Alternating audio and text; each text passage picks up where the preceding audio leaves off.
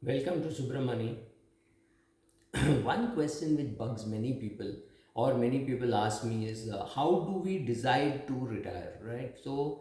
I think this is a question for which most of us have the answer somewhere inside our heart, but we want to hear it from somebody else. So, here it is for you.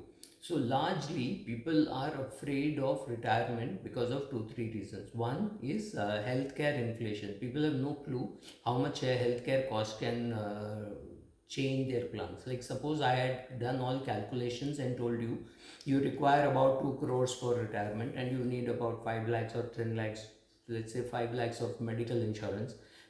Sorry, and you had not taken any top up or super top up, chances are you would have had 5 lakhs or 7.5 lakhs of insurance, and you were hit by COVID and you spent say 35 lakhs on the COVID pandemic treating yourself. Now, what has happened is the 2 crore amount which you had kept for retirement is down to 1.65 just 1 month before you retired, or just as soon as you retired. That is even worse, right? So that is very scary. So first of all, that is very scary. Second, most Indian men, I would say almost all Indian men, have no activity other than work, right? Their social life depends on work. They have to go to office at 9 o'clock or whatever time they leave. They have to have their coffee. They have to discuss what is happening in the life of Lalit Modi. What is all those things have to be discussed, and that can happen only in the office, which is a social place. And they have to at least pretend that they are working long enough that the company pays the salary on the due date. This is true at a higher level, lower level, whatever. That's a social need for going to office has not gone away in spite of all the COVID and all that. People are going to office now. It started, so their life depends on going to office. They identify themselves by going to the office, right? Then they are not, again, they talk to me or they talk to people like me who say, market returns are not guaranteed. I don't know whether it will get to 7%, 12%, 8%, 15%, 42%. I have no clue. This is what has happened in the past. And also, please remember that the past is not an indicator of the future. How does a person make up his mind or her mind on retirement when you don't know how long you will live, you do not know what will be the healthcare inflation, you do not know whether your children are sufficiently well settled that they don't need the money that you have, so which means you can spend all that you have, and what returns you will get, what returns you will get in debt fund, that your debt fund will not get stuck for a very long period, and which you without getting you any access. This has happened in the past, right? So with all these risks, people don't know when to retire. So my logic is very simple.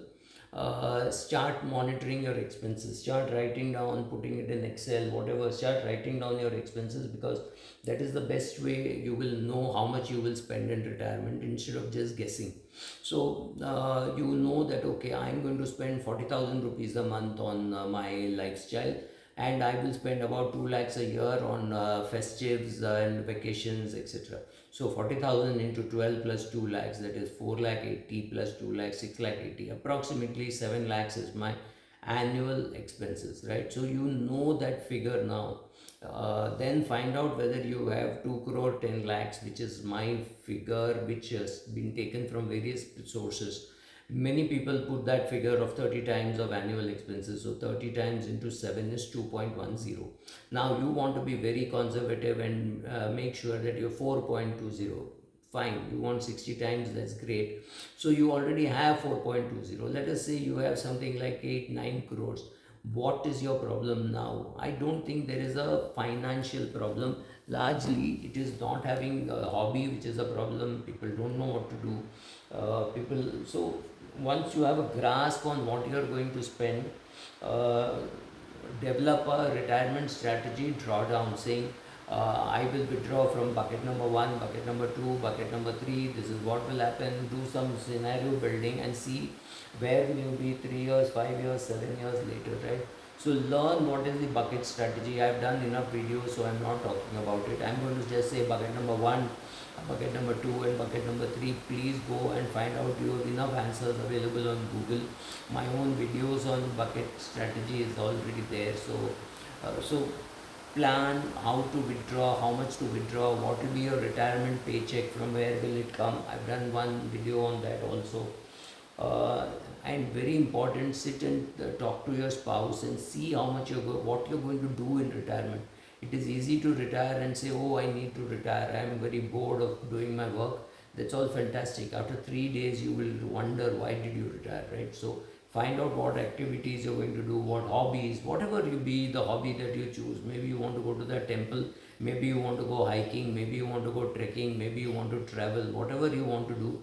Find out groups, start going out, right? Start doing all those things. Take time off and do it before you retire. Only when you do all those things will you have the confidence to retire, and at some stage you have to retire.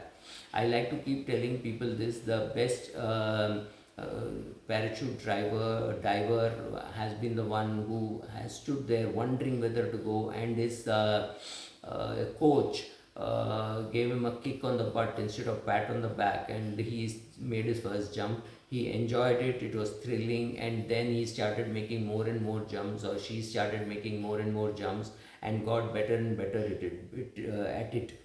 So the first thing which is needed is perhaps a kick in the butt for you to be able to make that decision of jumping off the plane, or here in this case jumping off the work treadmill, and try to create your own path. So just go ahead, do it, find out how much you need. Just summarizing, find out how much you need. That can happen only by tracking your expenses. Find out how much you have, draw the buckets of retirement, see how you will actually withdraw. And you can do all this when you're 57, 58, so that you don't have to work till 68, 58 or 59. If you're confident about what you're doing, you will be able to quit. But at 60 anyway, it will be compulsory, and the date will tell you that today is 20th of July. It's your birthday, so happy birthday, and you have to retire on 31st of July. That's what corporate India will tell you. You have to be prepared as to how you want to handle this.